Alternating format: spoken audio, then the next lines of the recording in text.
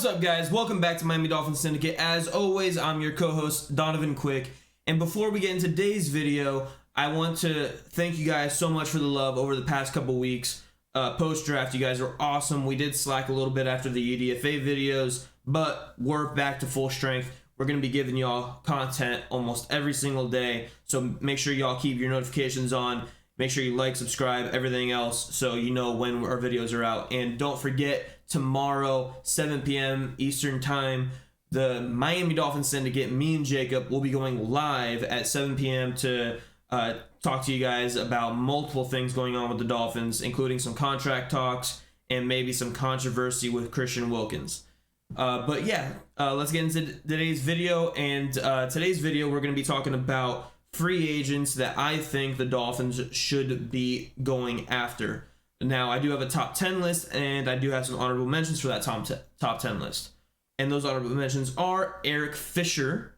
That is our number one honorable mention. Now, obviously, we signed him last year to a cheap deal mid-season. He didn't play a single snap for us, and he's always injured. That's why he hasn't played over the past couple of seasons, because he's injured. He signed it with the Colts and didn't do anything because he was injured. And he got injured with us as well. So it's kind of just a revolving door. But the thing is that when he's healthy, he can play and play good. So if he can come to the Dolphins and play well, then great. And if he comes to the Dolphins and gets hurt, then okay, what's $1 million, $2 million down the drain to have his leadership in the locker room with Teron Armstead, the chemistry that he has with Tyreek Hill already? Like, what does that hurt? The next one is Brandon Shell. Now, we had him on the roster last year. He had significant playing time due to all the injuries we had on the offensive line. Now, he played pretty well for a backup, and that's what he is, a backup. Now, if he was a starter, I would say he played like trash. But he was a backup, and he played fairly well. Now, it was inconsistent at times. He does struggle at times, but he's a backup for a reason, and he's a decent depth piece that already knows the system. Another one is George Fant.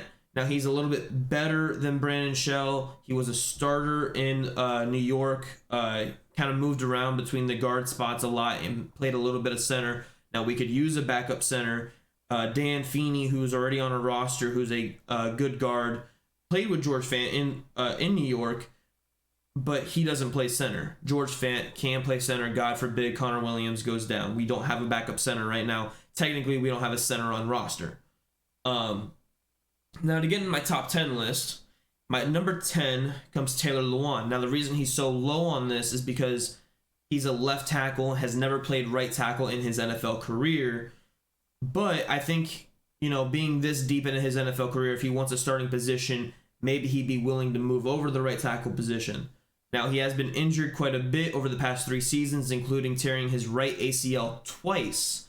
Now, what that does, when you're a left tackle, you push off with your right side to, get in your position. So that's a lot of stress on your right knee, especially being a 300-pound lineman. So I'm thinking maybe that'll be more willing for him to make the move to right tackle. That way he has the good knee that he could push off on and, set. Now, it is a whole thing with left-handed and right-handed, going from left tackle to right tackle. But I think he is experienced enough to be able to do that. It's a lot of footwork change. Hand punching is a little bit different, but it's basically just going from left-handed to right-handed is what it is. Now, it's not exactly easy, but I think someone as talented as him could do it. Now, another one is Jarvis Landry. This dude, now I don't think this is going to happen, but it's a pipe dream of mine.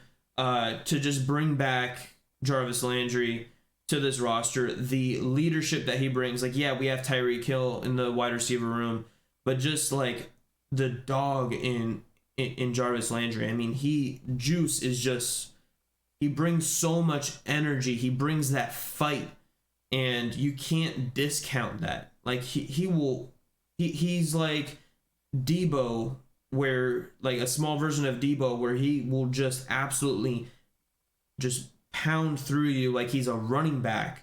Now, given that's also why he's been injured a lot the past couple seasons. So maybe that doesn't happen. I don't think it's going to happen. It's a pipe dream of mine. I would love to have him on this roster. I know we're super deep in the wide receiver room, and we probably won't sign him, but it's a pipe dream. So there's that. Coming in at number 8, we have Carl Nassib. Now, as most of you know, we still need to address some linebacker spots. Carl Nassib, I think the reason he's been bounced around the past couple of seasons is because he did come out as the only NFL player that is gay. So while being, gay, that's probably the reason he bounced around. He's been solid. Now he's a solid starter. He can be a good role player in a good defense.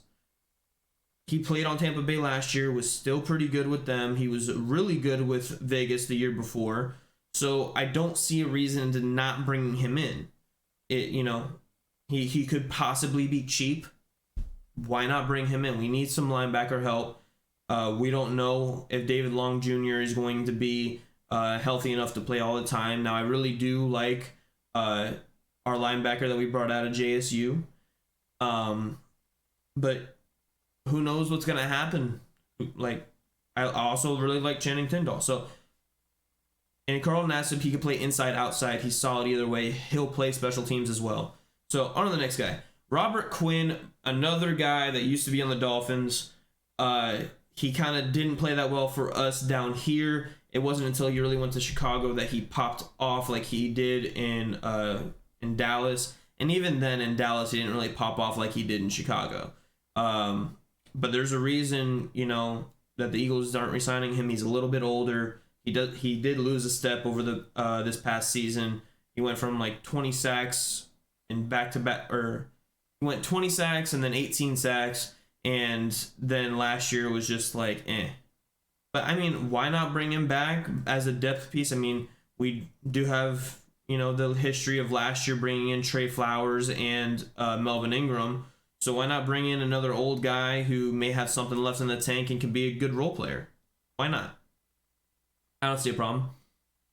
Now, on to the next guy, we got Logan Ryan. Now, this one, I don't think it's going to happen, but I would really like for it to happen for the reason, once again, another vet presence in the safety room. Now, the reason I don't think that this is going to happen is because he does not play special teams, and you can't be a backup safety in the NFL and not play special teams. That's not how it works. On top of that, I don't know if he would accept like a third safety role. Now, I do think he's a little bit better than Deshaun Elliott. However, we know Brandon Jones coming off the ACL injury. We know Deshaun Elliott has an injury history. So I'd rather not see Verone McKinley get important snaps at important times. I'd rather see a vet like Logan Ryan play. And he was brought in mid-season last year by Tampa Bay, and he played some fairly decent games for him. Obviously, he's lost a step. Obviously, he's not at the Pro Bowl level he once was, but he's still a solid player, a solid backup that brings, once again, that vet presence into the locker room. Now, we do have a lot of vets, but you can never discount the vet presence, especially with a good guy like Logan Ryan. Now, the next one might surprise y'all a little bit, but Dwayne Smoot. He was interior defensive lineman for the Jags last year. Y'all may have not... He was kind of a rotational player. Kind of not, kind of is. He did get some important snaps. If you watch the Jags games pretty closely, or even the playoff game, he was always involved in a run stopping. Now, past defense, he kind of... didn't do anything, but in run defense he was always there, always clogged the hole and stayed there. But even if he was on this team, he'd be the 4th defensive tackle, possibly 5th behind Brandon Peely. Now, I do really like Brandon Peely, our undrafted free agent, but I do really like Dwayne Smoot. That's why he's one of the top rated defensive linemen still available in free agency, so that's kind of why he's on this list. Not really a need, more of a want. A guy that's super solid, can bring him in for maybe pretty cheap. Yeah. So the next guy I got is DJ Fluker. Now, he hasn't played in a year and a half. The last time he did play, he was with us in a training camp before he got injured. But the dude was also way out of shape when he was with us. Now he's an absolute physical freak. He looks like Aaron Donald if Aaron Donald was like 34. But honestly, he's not even that old. I think he's like 32. He does have an injury history. He is a solid offensive tackle. And once again, bringing someone in to compete with Austin Jackson. We haven't brought anyone in. Jacob talked about it yesterday. We haven't brought anyone in to compete with Austin Jackson. And quite frankly, it's annoying. And now, next on the list, Cameron Fleming, another offensive tackle who, once again, could possibly beat out Austin Jackson. Now, Greer declined Austin Jackson's fifth-year option. If that doesn't tell you, like, hey, look, you haven't played up to your first-round selection, what are we doing not trying to find someone to at least compete with him this season? You already admitted he's not a starter. If he would have got his fifth-year option picked up, he would have made $13 million a year. $13 million. That's less than starter money. Starter money in the NFL is going $18 million for an offensive tackle. Why in the world are we not bringing in any competition? So yes, DJ Fluker. Yes, Cameron Fleming. Bring one of those two in. Bring both of them in. Just someone to compete with Austin Jackson, please. Now, the next one I got is Leonard Floyd. Now, this, I for some reason, in my gut, I think he was re-signed by either the Rams or signed with the Seahawks. I don't know, but he's been listed as a free agent, so I don't think he's signed anywhere. It's just a gut feeling that he has signed. Correct me if I'm wrong in the comments. When I looked it up, he's a free agent, so that's what I'm going off of. Leonard Floyd, the best player available in free agency at this moment. He's my number 2. Obviously, once again, yeah, we have Channing Tindall. Yeah, we have David Long Jr. But you can't discount how good this defense would be. Like, we don't know what Channing Tindall is going to be. We don't know if David Long Jr. is going to be able to stay healthy. And if he isn't, and if Channing Tindall sucks, then we're going to rely on Duke Riley.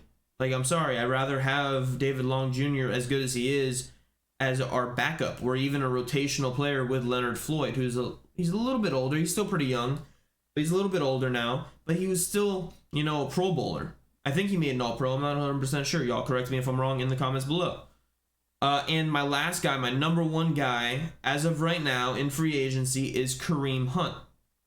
Now, he was linked to the Dolphins last year during the trade deadline as a possible target for the Dolphins. He played with Tyreek. Tyreek, posted him a couple times like, hey, I want to play with this dude. He did request a trade out of Cleveland last year because he wasn't getting the reps that he wanted. Now, that may be a reason he doesn't sign with the Dolphins, because he's probably not going to get as many snaps as he wants. But I've been saying it over and over and over again this offseason that the Dolphins need a pass-catching running back. Like, yeah, we have Raheem Mostert and we have Jeff Wilson Jr. and we just drafted Devon Achane. But all those guys, or Mostert and Devon Achane, they're decent pass catchers. Like, yeah, if you run them out of the backfield, you trust them to catch an easy pass. Kareem Hunt is an elite pass-catching running back who showed it on multiple levels. He showed it in Cleveland. He showed it in Kansas City. Like, we already know how good this guy is, and he hasn't had a lot of miles on him the past few seasons because Cleveland hasn't utilized him that much because he splits with Nick Chubb.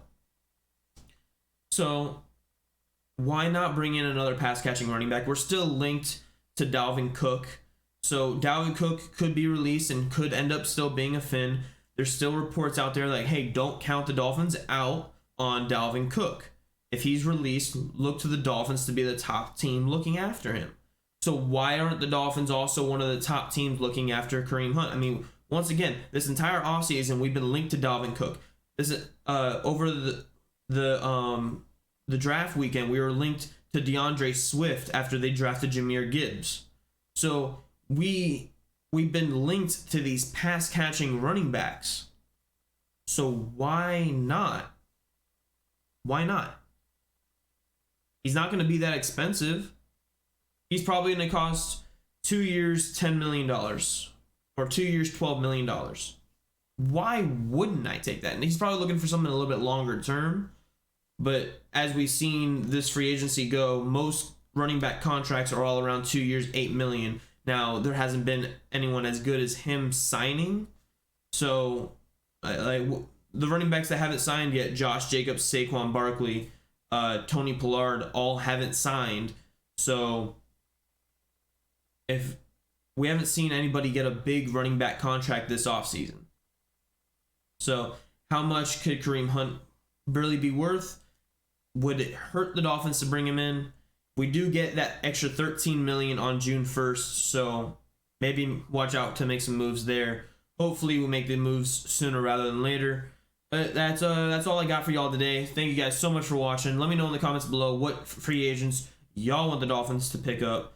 And once again, don't forget, tune in tomorrow, 7 p.m. Eastern Time. Jacob and I will be going live.